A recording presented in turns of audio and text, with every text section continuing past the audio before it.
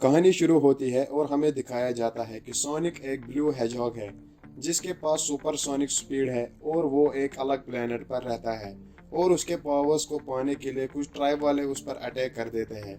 लेकिन एक उल्लू जो कि सोनिक के ट्राइब का प्रोटेक्टर है, वो सोनिक को बचाने के लिए एक जादुई रिंग का इस्तेमाल करता है जिससे एक पोर्टल खुल जाता है अर्थ के लिए और सोनिक को अर्थ पर भेज देता है। और सोनिक को भी एक रिंग से भरा हुआ बैग दे देता है ताकि सोनिक कभी भी मुश्किल के समय में इन रिंग्स का इस्तेमाल करके बच सके। सोनिक जब अर्थ पर आता है वो बस एक बच्चा होता है। इसके बाद हमें दिखाया जाता है कि 10 साल बीत चुके हैं और सोनिक भी अब बड़ा हो चुका है और सोनिक अब और भी ज्यादा स्पीड में दौड़ सकता है। बड़ा होने के साथ सोनिक की पावर्स भी बढ़ चुकी होती है, लेकिन सोनिक को अभी तक किसी इंसान ने नहीं देखा होता क्योंकि सोनिक एक अलग जगह रहता है जिसका नाम होता है ग्रीन हिल्स। सोनिक 10 साल से वही रहता था और अब वो उसका घर था। ग्रीन हिल्स में एक पुलिस वाला भी रहता था जिसका नाम टॉम था और उसकी पत्नी भी रहती थी। उनको सोनिक काफी एडमायर करता था और उनकी फैमिली में रहना चाहता था। एक दिन टॉम को सोनिक का एक बाल मिलता है जिसको टॉम उठाकर अपने पास रख लेता है। इसके बाद हमें दिखाया जाता है कि एक रात को सोनिक अकेले बेसबॉल खेल रहा होता है और वह काफी अपसेट होता है। अकेलेपन की वजह से सोनिक बहुत परेशान हो गया था, जिसके बाद सोनिक बहुत ज्यादा स्पीड में भागने लगता है जिसकी वजह से सोनिक एक इलेक्ट्रोमैग्नेटिक वेव बना देता है और पूरे शहर की लाइट चली जाती है। इस इंसिडेंट की हकीकत को जानने के लिए यूएस डिपार्टमेंट ऑफ डिफेंस एक scientist and robotics genius doctor Robertnik को भेजती है ताकि वो इस हादसे की जांच कर सके।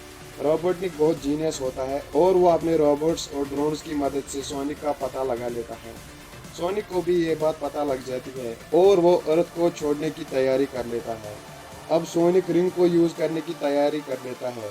अब सोनिक रिंग को यूज करके पोर्टल खोलना चाहता है अपने प्लेनेट के लिए, लेकिन वो एक सेफ जगह की तलाश में टॉम के स्टोर में पहुंच जाता है। जैसे ही वो रिंग को यूज करता है वहाँ टॉम आ जाता है और सोनिक को देख लेता है। टॉम सोनिक को गन से डार्ट यानी तीर मार के बेहोश कर देता है, जिसकी वजह से सोनिक के हाथ से रिंग वाला बैग गिर जाता है और वो बैग एक बिल्डिंग पर गिरता है, जिसके बाद सोनिक बेहोश हो जाता है। सोनिक जब होश में आता है तो वो टॉम को सब कुछ समझा देता है और उन दोनों की गहरी दोस्ती हो जाती है। लेकिन तभी रॉबर्टनिक टॉम के घर आ जाता है। टॉम रॉबर्टनिक के ड्रोन्स तोड़कर रॉबर्टनिक को बेहोश कर देता है और सोनिक को वहां से बचाकर गाड़ी में ले जाता है। गाड़ी में सोनिक टॉम से बोलता है कि बेहोश होने से पहले मैंने क्या नाम लिया था। तो टॉम कहता है कि तुमने कहा था सैन फ्रांसिस्को, जो मेरी टी शर्ट पे लिखा है। सोनिक कहता है वही चलो, मुझे मेरा रिंग वाला बैग चाहिए ताकि मैं अपने घर जा सकूं। सोनिक और टॉम बस बात ही कर रहे होते हैं कि तभी रॉबर्टनिक के ड्रोन्स टॉम की गाड़ी पे हमला कर देते हैं, लेकिन सोनिक टॉम को बचा लेता है और जख्मी हो जाता है और बेहोश हो जाता है। जब सोनिक होश में आता है तो वो टॉम की वाइफ को देखता है जिसका नाम मैडी होता है। मैडी ने उसका इलाज किया था। दरअसल टॉम सोनिक को मैडी के फ्लैट में लाया होता है जो सैन फ्रांसिस्को में काम कर रही थी। उसके बाद हमें दिखाया जाता है कि सोनिक, टॉम और मैडी को वो रिंग्स वाला बैग मिल जाता है, लेकिन तभी वहाँ रॉबर्टनिक अपनी ड्रोन आर्मी के साथ आता है सोनिक को पकड़ने के लिए।